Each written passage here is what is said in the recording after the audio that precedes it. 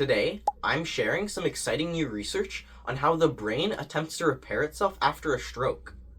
When a stroke strikes, the blood supply to part of the brain is cut off, causing significant damage to nerve fibers and the insulating material around them called myelin. Myelin is essential for fast and efficient signal transmission in our nervous system.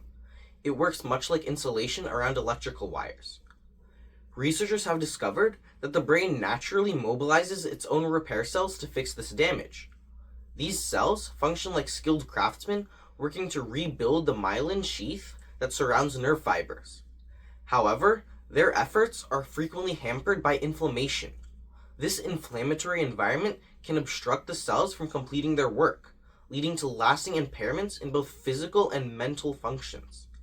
The study in question was conducted by scientists from the Department of Molecular Medicine at the University of Southern Denmark.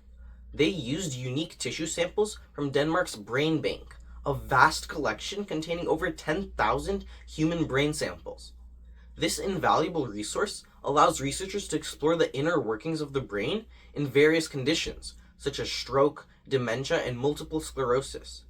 By studying these tissues, scientists can gain a detailed understanding of how the brain responds to injury and which areas are most active in the repair process.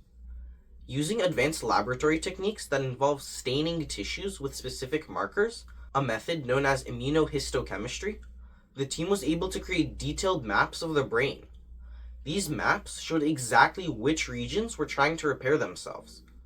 The researchers differentiated between areas that suffered the most severe damage, regions where active rebuilding was taking place, and zones that remained largely unaffected by the stroke. This careful analysis revealed not only where the repair cells were concentrated, but also how their activity changed over time. An intriguing aspect of the study was the discovery that men and women recover differently from a stroke. It appears that inflammation can interfere more significantly with the repair process in women, potentially leading to more severe outcomes compared to men.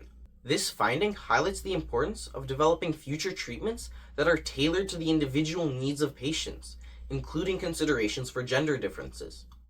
The key takeaway from this research is that although the brain has the inherent ability to heal itself, the repair process is often incomplete due to the detrimental effects of inflammation.